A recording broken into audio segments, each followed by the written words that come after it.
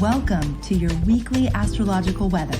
This is your place to get practical guidance for not only surviving, but thriving with the cosmic tides.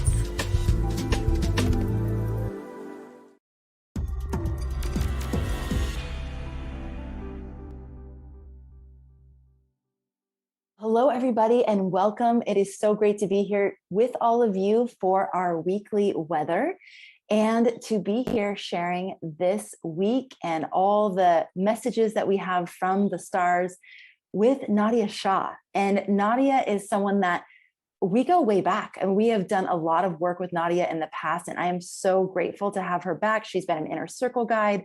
She's taught a class for us, Your Soul Purpose. She has an incredible mastery class with us, which we can talk about later.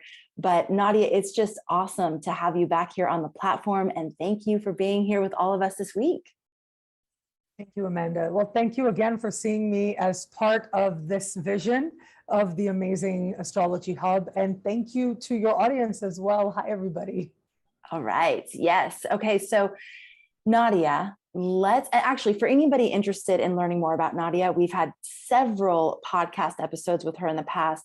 One is episode 15. So think about that, Nadiya. That is, I think we're on, my gosh, I think we're in the 400s now. So that was episode 15 with Nadiya, surrendering to your soul purpose. And then we did episode 119, which was making the most of the astrology of today, which I always love revisiting those old episodes. It's amazing to see where we were and where we've come. So yes. All right, so let's start with the big picture theme. What would you say the theme of this week is? What a massive week it is. I mean, really, it is all about Jupiter, isn't it? Look, Jupiter loves to make everything about himself, however you conceptualize. I like to think of the planets as these, ancient entities. And so I like to, conceptualize them in terms of saying him or her, but really these are sacred energies that are part of each and every one of us. And Jupiter is pretty undeniable. And Jupiter moving into the sign of Aries is just downright undeniable. So it should be really interesting to see all this very fresh energy come in. I think that's the very big news. We're going to have Mercury retrograde as well. So we have this force that's saying, go forth. Then we have this other force that's saying, okay, reflect, go within, think about it again. And then I think another very big news that I think doesn't normally get a lot of attention is that the sun is going to conjunct the North Node this week. And that is an annual meeting. And when that happens, events can feel very powerfully karmic. We're already in a period between eclipses where the ancients thought the veils between the worlds were especially thin. So it's going to add the sense of events that feel very destined taking place. So it's just such a massive week in so many ways, like once a year events, but then once every 12-year event with Jupiter changing signs as well. So as an every 12-year event. It's so funny. We had Rick Levine do the weekly weather last week. I love him. Yeah. He's amazing. And he said, secretly, I really wished that I could have been the weekly weather person for next week, because which is this week, because it's so big and there's so much happening. So, all right, so let's break that down. So those are the major things. You said Jupiter moving into Aries, which happens every 12 years. We have Mercury going into retrograde, which happens 2 to 3 times a year, correct? Yeah, about 3 times a year. Yeah, for sure. Times? Yeah. Okay. And then we have the sun conjunct the North Node. Let's go into each one of those and talk about what that's going to mean for us. Absolutely. And so it's Jupiter moving into the sign of Aries that I think is getting and is likely to get the most glitz and glamour, right? That's likely to get the most attention, and rightfully so. This is the sign of spring, the sign of fresh beginnings and new chapters. And it's also a sign that represents the first breath as well, according to one of our, greats, Dane Rudyard. And so when you think about the energy of Aries, think about where it is that you have a desire for fresh starts, and the emphasis being on fresh.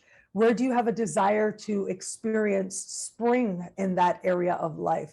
That sense of new creation, new understandings, being filled with ideas, filled with enthusiasm. but also filled with an awareness of one's own power and your own power at that, and your power to direct your own sacred energy in the direction you desire to manifest even more, in a direction that feels very much in alignment with some truth you know about yourself. Now, magnify that. Magnify that, because everybody in at least one area of life, depending on where Jupiter is moving into for you, is going to be feeling this sense of fresh energy, fresh start, a newfound independence, and a newfound enthusiasm for trusting yourself and for being yourself. I think that this is truly going to feel as if some of the ongoing things that have been going on, like, for example, look, we've had all of these things going on with the pandemic. And I was talking about, even going back to before Jupiter moved into Pisces, I was saying Jupiter in Pisces will start to be us feeling like it's moving, we're moving forward, or we're moving behind it, actually, like, or rather it is moving behind us. Now it's a time of really feeling as if we're starting anew. And so I think there's going to be this energy of enthusiasm and a desire for experience that a lot of us are going to be feeling, and ready to, like, sort of take life by the reins, as they say, right? Oh, Yeah. that's exciting. So Nadiya, you mentioned that depending on where this is happening for you, which is going to be the area of life where you're experiencing this the most, how do people know where it's happening for them? For sure. Like, there are a couple of different ways to know. So one is, because I know that lots of people who watch this take programs with Astrology Hub. And so you have a certain familiarity with your chart.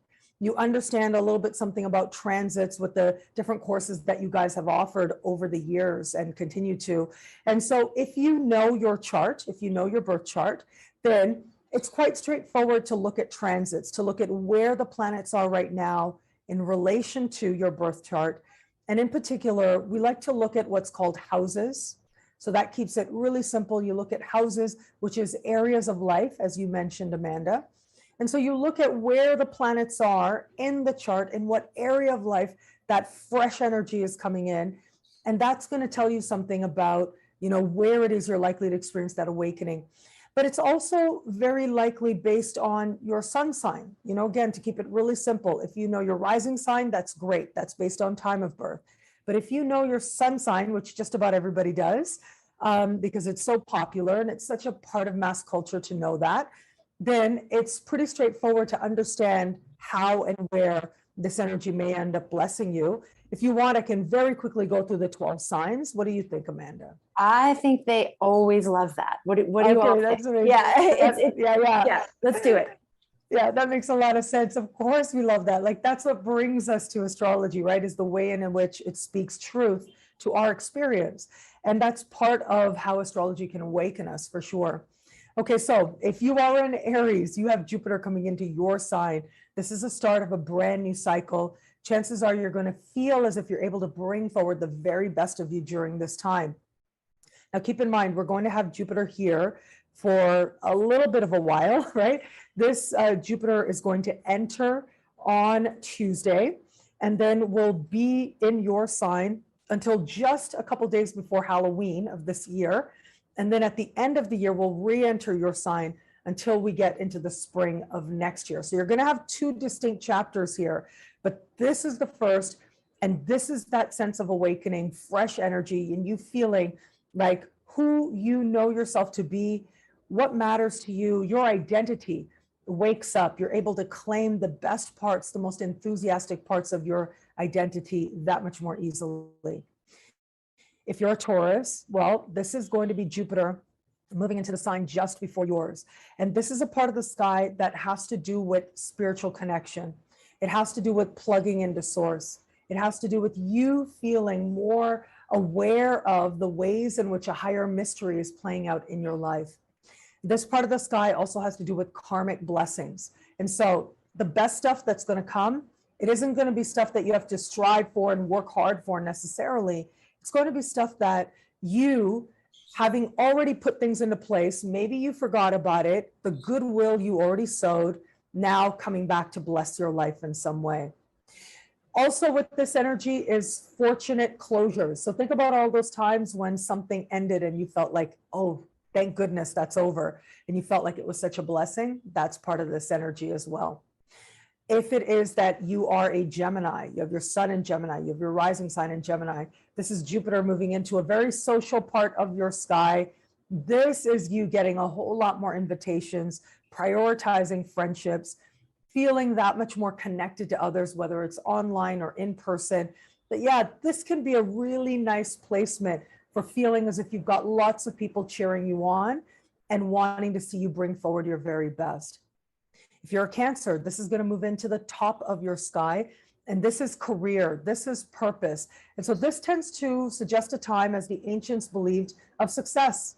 So a time when you're making strides or taking on greater authority, but also a time when it feels as if you're more in alignment with a higher, more loving vision for your life. And it can feel like there are career-related rewards there for you.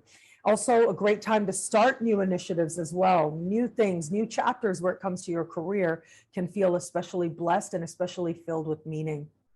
If you are a Leo, well, this is Jupiter moving into fellow fire sign. So it's like Jupiter's moving into your element. You're able to bring forward and feel like you're in your own element that much more easily. And this is a part of the sky that has to do with long distance travel. It has to do with citizenship. It has to do with higher learning. But it's also your own spiritual beliefs that guide your life. And so what tends to happen, Jupiter moves here and adventure. That's what tends to happen. New adventures call you, whether they're far away, whether they're more locally, whether they are involved in the adventures of new ideas. It seems like there's an awakening that takes place for you as a result of knowing more and repositioning your relationship to the world around you. And if you are a Virgo, well, for Virgos, this is going to be Jupiter moving into a deeply transformative and consequential part of the sky. And this has to do with profound change, profound truth. It has to do with you looking at what works for you and what doesn't, and being deeply honest with yourself on a level of your psyche, and realizing who it is that you're going to carry forward, what it means to be authentically you. Now, this part of the sky also has to do with wealth. And so where it is, perhaps you want to bring healing to any relationship you have around prosperity, so that you redefine wealth in your own terms, so that you embrace greater wealth. Well, this energy will help you to do just that as well. Okay, so we're halfway through the zodiac at this point. What are you thinking, Amanda? Before I move on to the final six, any questions coming up for you? What are you thinking as I'm sharing this? I do have a question, but I'm going to wait until the end, because you mentioned with Jupiter moving into Aries, and for Aries, that there would be 2 chapters to this, because I know that Jupiter's going into Aries and then it's going to retrograde back into Pisces, right? And then it's going to go back into Aries. So my question is, do we all have 2 chapters? But if you can address that at the end, I think that'd be ideal. Sure. Yes. So okay. The short answer is yes, and we'll talk about that in just a moment. Okay, that's a great question, Amanda. Okay, so for the Libras, this is Jupiter moving into your opposite sign, and this has to do with partnerships. I like to think of this part of the sky, this house, as we call it in astrology, to see yourself more clearly as reflected in the eyes of another. And what that means is you don't take someone else's opinion on as your own about who you are, but rather you get a chance to see yourself more lovingly, more expansively. You get a chance to consider who you are as you relate to others. But yes, this brings lots more opportunities to partner with people in business and in love as well, if you are so inclined. The ancients believed that this was one of those time periods that was great to either get married or meet the person that you were going to marry. So that's a more traditional way to look at it, but yeah, that's one consideration. Now, if you are a Scorpio sun, Scorpio rising, well, this placement can be very powerful for helping you to understand the sacredness of your day. And so I remember a few years back when I was one of the people in the wonderful group we had with the Inner Circle, and I spoke about, for my month, I spoke about how important it is to pay attention to the smallest moments of your day. And it's incredible because I know Amanda is part of the different things that you will facilitate, that you teach. And even, before we sit down and we have a talk, we always do this grounding. We do this meditation that's about being in the present moment, because there's an understanding that when you're in the present moment, you are more effective and you're more free really. You're more able to be yourself because you are so in the present moment. You're not thinking about the past. You're not worried about anything other than being here now. And there's something deeply spiritual about that. And it is going to be Scorpios that are going to get an awakening in this. At the same time, the Scorpios are likely to find health improving, find themselves feeling better as a result of little changes that they're making as well. Their work improves as well. Now, if you are a Sag, it is going to be Jupiter that moves into a part of the sky that's really fun. Like literally it has to do with fun and fertility and leisurely activities is what the ancients believed this part of the sky was associated with. It has to do with the children in your life, whether it's you having children or you feeling like a big kid, which is a very normal thing for me, I tell you. That's when life is at its best. But yeah, this is you really getting to enjoy yourself. And for those who are so inclined, you might be getting your flirt on. And there could be really good news related to children in your life and to creative endeavors that you may be participating in, because Jupiter is thought to bring blessings. He was conceptualized as the higher benefic, which is how the ancients conceptualized Jupiter, as big blessings. And so, yes, chances are there's going to be blessings where it comes to luck, where it comes to your creativity as well.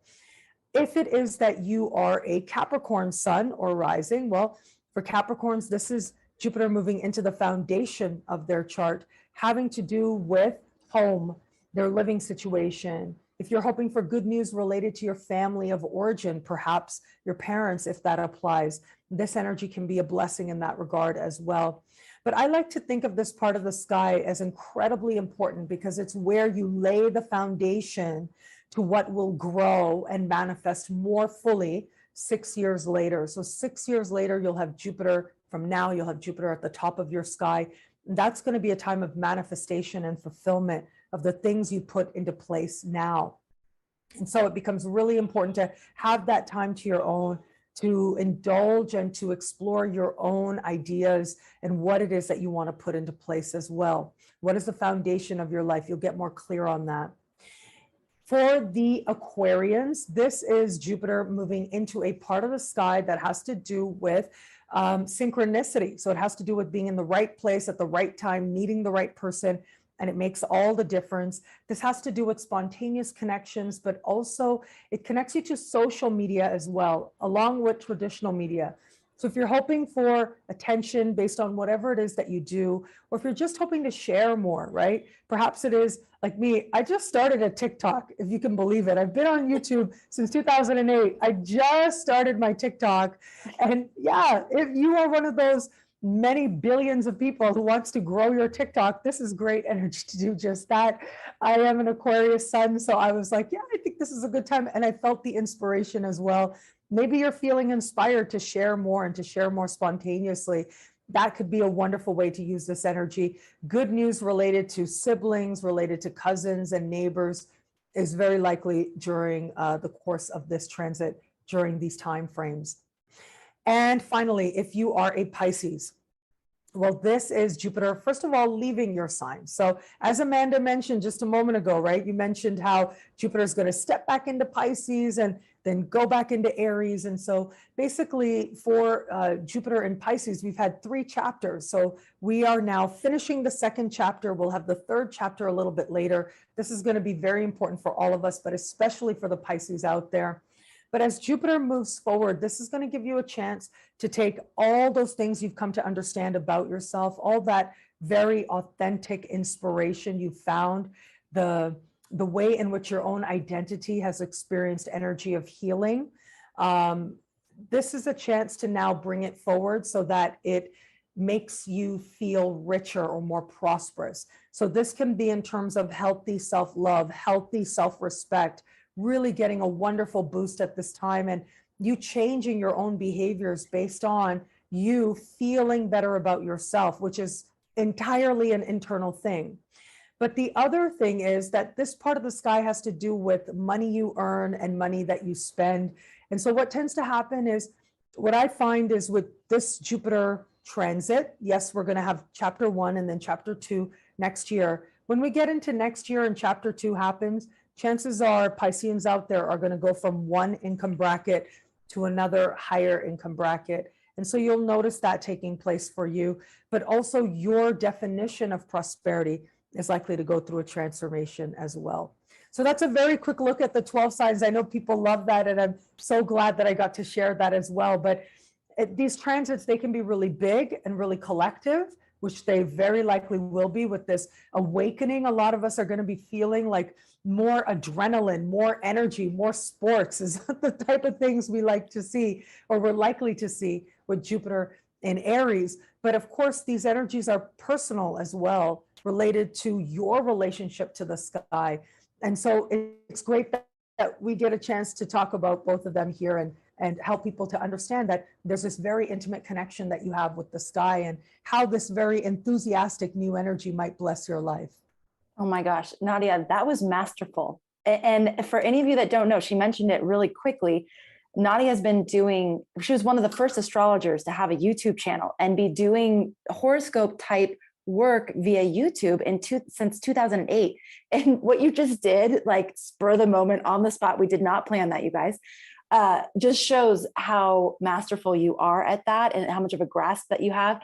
And also that idea of, what is it, 10,000 hours we need to do to become masterful at something. It's 10,000 hours of work, of really applying ourselves. And obviously you've done that. So thank you for sharing that with us. It's so helpful. And you got to be such a bearer of good news for every sign. I mean, there's so much expansion and goodness that Jupiter's bringing to these different areas of our life. So that was a lot of fun. Thank you for doing that. And for anybody that wants to listen back, it's for your sun, and you can listen to your rising as well. So if you want to go back and listen, if you were only listening for your sun, you can go back and listen to the rising, because there's information for you there too. Correct, Nadiya? Absolutely. Thank you so much for mentioning that. Yeah, absolutely. Yeah. Okay, fantastic. So let's talk about the 2 chapters. Yes. Yes. I love how how present you are for this. Like, it's incredible how much you listen. Like, listening is such a gift that we give to other people. And I can feel that gift like coming forward from you and the attention that you give. And so thank you so much. And also for mentioning this as well. Yes, there are going to be 2 chapters. So keep that in mind, everybody. This chapter is going to begin this Tuesday.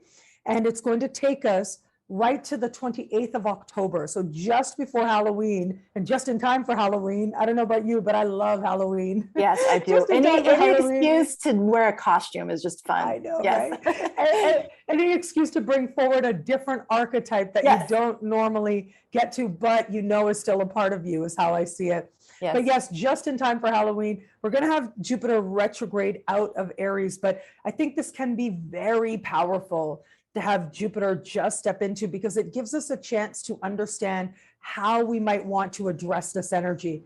It gives us that first taste as to what blessings could be there, but also where it is that we might be overdoing it or overindulging, which is part of what Jupiter can also represent. And so where it is that perhaps we're going way too far, we're becoming adrenaline junkies in one area of life, which is very possible with Jupiter in Aries, that adrenaline junkie thing. Well, where that happens, this is a chance for us to look at more conscious ways of directing that energy, because ultimately every energy, it just wants to be acknowledged. It is there for a reason and a purpose. And so if we are consciously tapping into anything in the chart, we're able to take that energy and direct it in a way that at least we are co-creating with the universe, right? I know that's a word that both of us really like to use, because we are co-creating different experiences with the universe together. And so this is a chance to look at if we like how we're co-creating. But at the same time, I see this as energy as just happiness, a priority on us being happy and realizing what that could mean to us and what it actually takes for us to feel that sense of excitement for our own life. I think it could be very powerful, that first chapter. So the second chapter of Jupiter in Aries, well, this is going to be Jupiter zipping through the sign of Aries, whereas right now we're getting a taste, right? We have Jupiter dipping in, and Jupiter will stand still and be at a height of its power over the course of the summer in particular. It really is going to be next year that Jupiter will zip through the sign of Aries very quickly and make sure that we're able to more consciously direct that very enthusiastic energy towards what it is that we desire to experience and what it is that we desire to manifest. And so right now we're having an understanding of what it means to own our power, the joy that it can bring to direct our will consciously. And it is going to be the next chapter that we're going to find ourselves able to do that much more easily and reap rewards that much more easily as well. Okay. So would you say, as you're speaking, my question is, in the area of life where Jupiter is going to be in Aries and it's going to be activating a certain area of our life, is between now and October 28th kind of like go time, like put the pedal to the metal, don't worry about it being too overindulgent because we'll have a chance to course correct around Halloween? Or should we like temper it knowing that course correct period is going to come? Look, enjoy, right? That's Okay. always my first advice is enjoy. Okay. If you're feeling overindulgent and you're normally really not, then this can be wonderful for you to try something new because it really is this new energy. So whatever your modus operandi normally is, it can be really nice to consider what else, it could be, or what else could magnify happiness and blessings in your life. I do think that next year, once we have Jupiter moving through Aries very quickly, it's almost like it's going to happen so fast that the more we gather experience now, the more instinctual some of our best decisions are likely to be next year. Ooh. And so enjoy all of it. Enjoy all of it. If you are inspired to overindulge, of course you can. I think that those types of energies likely are much more likely once we get into next year, because next year we're like all systems go. And next year is such a massive year as well, with Pluto changing signs, something I've been talking about for about 10 years. I was like, wow. Pluto's going to change that. So there's just such big chapters coming up. And I feel like next year there's so many new beginnings that this year it's almost like we get a feel for what those new beginnings could be.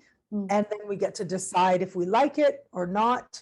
And we get a chance to regroup, to understand the spiritual wisdom behind our actions, because Jupiter in Aries is about acting. It's go. But Jupiter in Pisces says it has to connect to something deeper and more meaningful. And I think we're going to get a chance to, with Jupiter retrograding back into Pisces, to really reconnect with magic, to really consider more deeply what that energy of compassion for ourselves and others is going to mean as we now are being asked to go out and live it in the world with Jupiter in Aries. Oh my gosh, so good. Thank you for going ahead. Rick Levine, again, we're talking about Rick, but he always jokes that it's within his contract only to talk about the current week. But thank you for going ahead and giving us a glimpse at how all these things connect. Because they do connect. We're not just having like isolated experiences of the astrology. They all connect, and there's a storyline that's unfolding for each of us. So thank you for tying it all together and going, quote unquote, outside of the contract, which there is no contract. We're always joking about that. Yes. Okay. So Nadiya, let's talk about, so this is Tuesday, but it's obviously much bigger than just Tuesday, is this Jupiter into Aries. But then we have Mercury going retrograde, correct? What day is that actually happening? Same day. Yeah, that's the same day. Yeah, it's like within hours, and I can just tell you the exact in a moment here. So Jupiter enters Aries at just after 6 Central Time on Tuesday. Mercury goes retrograde just after 6 a.m. So 12 hours before Jupiter changes signs, Mercury goes retrograde. So it's literally like the same day. And so how would you see that kind of coloring this overarching theme of Jupiter and Aries? And so I think what I really love, and there are actually things to love about just about any transit, but with Mercury retrograde, it really gives us a time to reflect and to be honest with ourselves, to check in with ourselves, to see if we like the direction in which we are going, again, in a particular area of life. But if we look at this energy, it's happening in Gemini, right? Mercury is in its home sign of Gemini, going retrograde. Most of the retrograde will be spent with Mercury in Gemini. This is a chance to look at how we're thinking about things, how we're perceiving things, how we talk to each other, how we talk to ourselves, especially how we talk to ourselves, and if it's working for us or not. So it's a chance to reflect more deeply on whether or not the way that we have been doing things is still working for us. And where it isn't, well, this is a chance to make those adjustments, but more importantly, to be deeply honest. And that can be hard sometimes, especially when we want what we want, and we want it because we don't always know why we want it, but it may be based in, some motivations that are not necessarily rooted in authenticity and authentic expression. And that happens, right? Because we are human, we are complex, we're going to do all kinds of things for all kinds of reasons. As a general principle, being honest with ourselves with Mercury retrograde is great, but being honest about how we're using the power of our focus, the power of our mind, the power of how we share with each other, the power of the things we express to each other. I think that can be a very powerful way to use this energy. But what's really interesting about the Mercury retrogrades of this year, actually, of 2022, is that all of them take place mostly in air signs, but they also just dip into earth signs as well. And I find that really fascinating. And that's the case here now, because on the one hand, Mercury retrograde in air signs, again, thinking, communicating, sharing, right? These are very social placements. But the fact that they're connecting with earth signs, I think that deepens the honesty, but it also gives us an opportunity to look at how what we are thinking and how we are speaking is creating a reality, how it is contributing to what we're manifesting, and how we feel about that. Now, there's an interesting understanding, an interesting contrast here, and that is that if you think back, right at the beginning of the year, we had a Mercury retrograde. And one of the key characteristics of that Mercury retrograde was the way in which Mercury retrograded out of Aquarius into Capricorn and just hung out in the sky with Pluto for a couple of weeks, right? It slowed down to a standstill, hand in hand with Pluto, went direct hand in hand with Pluto.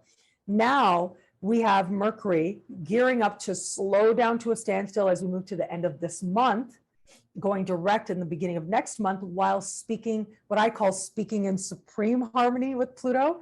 It's what astrologers call a trine. It's a type of conversation of easy energy.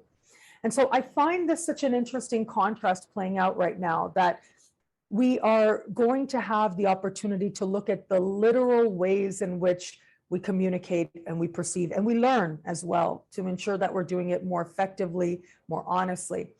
And then we may notice how us thinking about things differently directly transforms our practical lived experience in ways that we really love, in ways that empower us, in ways that invite us to focus that much more, in ways that bring reward. So I think that's part of the larger trend of this Mercury retrograde. But oh boy, this Mercury retrograde in Gemini, I mean, I am already finding, I have to say, they say that Mercury retrograde, the wonkiness of it, right? The wonkiness, the dooziness of what can happen with our modes of communication. I think that's going to be that much more likely with Mercury retrograde in Gemini. But it also invites us to cultivate patience. It invites us to cultivate more personal connections. And I think that's part of what this larger trend, this larger year, and the Mercury retrogrades of this year, including this one, are meant to inspire in us. Oh, I love that, Nadiya. I'm finding that I continue to get a little frustrated with the reliance on electronic forms of communication. So text, and in our company we use Slack, and there's email, and they all feel at some point ineffective, because sometimes it's just better to talk through things, like more intimate, more personal, more human, versus like trying to get everything done, with the electronic, more impersonal ways of communicating. So I can already see these themes showing up for myself, and I can see how that is going to continue. And I love what you bring in about Pluto. It's like, how do we want to use the way that we communicate, the way that we think, to actually transform our lived experience? It's a beautiful question. Yeah. Yeah. Pluto can be such like, I know Pluto can sometimes not be the easiest energy to address, but Pluto can be such a gift in the way in which it helps us to understand what really matters. And when it's a Pluto trine, as the case now, it's like we understand what matters and we're able to focus on it. We're able to really understand what it means to just give attention to the things that matter in our lives, to know that that is the way to maximize them and to create more of them. And so I think we're going to see a lot more of that too, which can be a very powerful lesson for all of us. Very nice. Okay, so the third thing that you wanted us to pay attention to this week is the Sun conjunct the North Node. You already kind of gave us a glimpse into this, that it's karmic, that there's a sense of destiny here. We're already between eclipses, you said, so the veil is already thin. But tell us a little bit more about this Sun conjunct North Node. And so the Sun right now, as I mentioned, and as you just reminded as well, we are in a period between eclipses. This is when the ancients believed the wisdom of our ancestors is more easily, readily available to us. But I also think of this time as, you know, we are here as human beings. We can very easily get caught up in what I like to call the illusion, right? The physical reality of our lives. And I understand it can be difficult sometimes. Sometimes, you know, things happen in our lived experience and it seems like they need our attention. The practical matters of existing need our attention. And yet we are actually here to grow and learn spiritually, to magnify our understanding of the embodiment of love and wisdom, as I like to call it, divine energy, you could call it, that we are. And this is actually an idea that comes from Ibn Arabi, who lived about 1,000 years ago. He was a Sufi mystic and astrologer, and someone who inspired me so much, especially that very beginning time of my work and my deep commitment to astrology as my life purpose. And this idea that when it is that we're able to recognize the spiritual lessons playing out in our life, there's something that happens to our lived experience. The practical matters have a way of just flowing a little easier. They have a way of coming together a little bit easier because we're actually honoring what it is that this incarnation is about. And I remember speaking about this with you as well when we did that master course together on soul's purpose and on the nodes and all of that. And one of my books is actually on the nodes and discusses this as well. It's called The Universe is Wise and Loving. And so I mention all of this because the nodes are such a powerful way to reveal to us what the soul intention is at this point, what the soul learning could be at this point. And that's why the period between eclipses is so important, because they actively engage the nodes. That's what eclipses do, is that because they involve the nodes of the moon, it's almost like they awaken an understanding of the fact that we're here to learn and to grow spiritually, to align with the things that the soul promised itself it would do before it incarnated, the intention of this lifetime. When you have transiting North Node connecting with transiting a transiting planet, this year is huge for that, is massive for that. Just in the context of this week though, having this meeting take place of the Sun and North Node, these two meet every year. And I always think of this as a very powerful window. It is very, I mean, I always tell people, be out and about, meet as many people as possible, strive to connect. It isn't necessarily that every connection or everything that happens feels as if it is, you know, exactly forever and ever and ever. That's a concept. It's more like the lessons stay with you for a very long time. The lessons shape you for a very long time. Whatever you come to understand, and I say, you know, be open to people, places, things, situations. The North Node is about the new. When the North Node is activated, it's a doorway that opens, that represents karmic blessings. And they come about in all kinds of ways that we don't anticipate, that may not seem like blessings in some ways, and yet they really are, in how they help us to magnify love and wisdom in our own life, and the things they help us to understand and remember about what it is that our soul desired to do with this lifetime.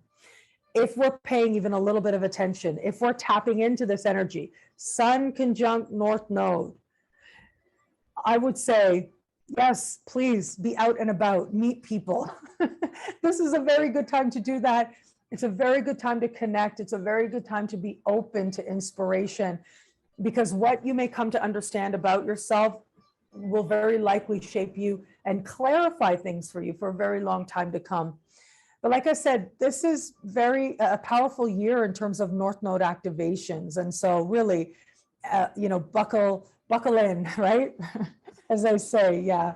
It's a powerful year for that. It's a very karmic year for that. And so this year should awaken that understanding for us as well, or this week rather, can awaken some of that understanding for us. I love it, Nadiya. So we've had three major things that we've discussed for the week. And is there any smaller things that you want us to pay attention to, or should we just keep our focus on those big things? Because these are the big transits that are playing out right now. Yeah. So it's interesting that, sometimes the universe, like last week and coming up, we've got big things, but then we've got lots of other, little supportive things happening as well. We shouldn't say little, because you can tap into anything in big ways with your intention. Right. But then we have a week like this where it's massive, right? Everything is massive. And that tells me that the universe wants us to pay attention to those bigger matters as well. Because it is those larger energies, those larger shifts that can really shape us in positive ways for a very long time to come. And they really give that inspiration and motivation to all the other moments that could follow. Okay, Nadiya, so much good stuff. Thank you. Thank you. I'm so reminded of how much I love your flow and how it's so fun to do these kinds of things together. Okay, so pay attention to the big matters this week. Pay attention to the bigger matters. We have this Jupiter going into Aries, and she went through all the signs and what that will mean for you. But the overarching theme is it's like a first breath. Where do you have a desire for a fresh start? Where would you like the energy of spring to be in your life? You may find yourself filled with ideas and enthusiasm. You are given this power to direct your own energy. So be aware of where you can actually harness that power even more versus letting it be scattered and kind of diffused. You actually have a lot of opportunity to really, really channel that energy and focus it where you want to see growth in your life. And this is starting a new energy, enthusiasm, experience. We're going to be taking life by the reins. I love that. Okay, so this is, and then again, go back and listen to where this is affecting your life specifically. We also have this Mercury going retrograde in Gemini. And then, well, before we went there, we went to the different chapters and what those are going to mean. So now is an opportunity to own your power. And then the more you do that now, after when we go, back to Jupiter into Pisces and then Jupiter back into Aries next year, you're going to be able to own that power even more easily. So focus on, okay, how do I own my power? How do I focus my power? And then next year, you'll be able to just really do that in a very fine-tuned way. We have Mercury retrograde in Gemini. So this is an opportunity for us to look at, how do you talk to yourself? What is the mental state of how you commune with your own self, and how does that affect your reality? And how can you work with that to refine it and reimagine it so that you're actually speaking to yourself in a way that results in the things that you want to see in your life? So this is something that takes a lot of active awareness, but it's definitely possible. And it sounds like we'll have a lot of opportunity to do that during this Mercury retrograde in Gemini period. You talked about cultivating patience and having more personal ways of communicating. How do your thoughts transform your lived experience? So you can kind of walk with some of those questions during this Mercury retrograde period. And then finally, we have the Sun conjunct the North Node. We are in between eclipses. So there is more opportunity to connect and commune with our ancestral wisdom, the wisdom, divine wisdom. There is this opportunity for soul intention to be more revealed. So your soul intention, why you're here, that coming through more clearly for you. An awakened understanding of your soul's promise. I love how you said that. This is an opportunity for an awakened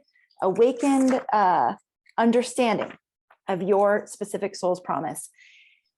Be out and about, meet people, it's not necessarily that you're going to meet like, that every meeting is destined, but there will be lessons, there will be things that you can learn from these meetings. And so go out, like put yourself out there and ask the question, what is there for me to learn here? These lessons are things that you're going to get to carry with you for a long time. And there will be karmic blessings that are going to be coming in. Nadiya, amazing. Thank you so much. And for those, she mentioned a few times, a couple different things that we've done together, and you can still actually access those things. So one of them is a Virgo and Pisces mastery class about how to infuse the sacred into your everyday reality. And this is at astrologyhub.com/sacred. It's a 2-hour mastery class teaching that she did for the inner circle. So you can look at the chart and understand your approach to your daily life and spiritual practices, and how you can bring more of the sacred into your everyday experience. And then she was also one of the teachers on one of the classes that we did called Your Soul Purpose. This was an amazing course. And Nadiya is one of the teachers of that. That's at astrologyhub.com/soul purpose. As you can see, Nadiya is really good at bringing that soul level awareness into the way that we're living, and using astrology as a tool to have greater understanding of that soul purpose. So that's why we love doing classes with her like that. And those are available for you to check out. And then you mentioned some of your books too, Nadiya. You have great books that people can get. What are the main books that you've written? I know you've written several. Yes. So altogether, well, 4 I've written, 1 I've co-written. So altogether, there are 5 books. You can find them wherever books are sold. And like you can go onto Amazon, you can put Nadiya Shah if you want. You can go to the publisher, Synchronicity Publications. And yes, one of the books is on the nodes. The Universe is Wise and Loving. One of my books is called The Body and the Cosmos, which is me taking some ideas from Plato, actually. And this is what a nerd I am. This is what a Sag moon I am. I'm in Ecuador on a beach talking astrology and talking about Plato and Ibn Arabi. This is like completely nerd out a Sag moon person here. But yes, The Body and the Cosmos, it takes some of Plato's ideas and applies it to an astrological zodiac. One of my books is called Prayers to the Sky. It's like astrological magic light. Another book is called Astrology Realized. It's really good for exploring the evolution of astrology, its origins right to modern times, the different phases that astrology has gone through, how it became the blueprint of the psyche is part of what I explore. And then it's like helping you to understand how to read charts, like the very basics that you need to get started. And then finally, my most recent book was when my dear friend Yuridia Robles and we co-wrote a book called Mayan Astrology. And so I lived in Mexico for 9 years. I loved Mayan spirituality and mythology. And so she's one of the world experts in it. And I said, hey, let's write a book together. And we did. And it's called Mayan Astrology. That's available in English and Spanish. And again, wherever books are sold, you can get these books. You are fascinating.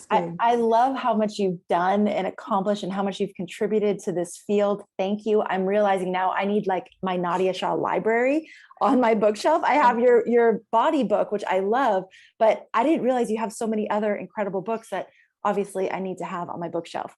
That can be done. That's easy. but I did want to let you know, Amanda, before I let you go, just congratulations, because I have watched you. You said that I was on one of the very first episodes that you did, and now you're like at over 400, and really like your commitment to affirming a loving and wise universe, your commitment to positivity, and to understanding how to bring this forward to more and more people. It's just been an inspiration to so many people. You have no idea, to me as well. So I just wanted to congratulate you and just give a shout out to your amazing team as well. And and thank you again for seeing me as part of your vision. Oh my gosh, you are forever a part of our Ohana, a part of our family here at Astrology Hub, and a part of the fabric of what has created Astrology Hub. And Nadiya, when you talk about bringing astrology forward in a positive way, it's like, this is a tool that helped me in my darkest moment of life so far. And so to bring it in a way that's, inspiring people to remember who they are. It's like, I don't know why else we would do it. There's a lot of other reasons. It's fascinating on so many levels, but to always have that, this is the life that we have. We have such an opportunity here. The astrology really points us in the direction of what we're here to do. So yes, we're kindred spirits in that, Nadiya. Thank you so much. And thanks to all of you for being here, for tuning in every week, for being a part of our community. And as always, for making astrology a part of your life. We'll catch you on the next episode. Take care, everybody. If there's one aspect of astrology that really grabs our imagination, it's this idea that you can tell the future by looking at a piece of paper. Master astrologer Rick Levine recently made this observation, and while the idea is compelling, is it actually true? You'll find out in Rick's course on timing and transits. Learn what astrology can help you predict and how to do it by going to astrologyhub.com/transits.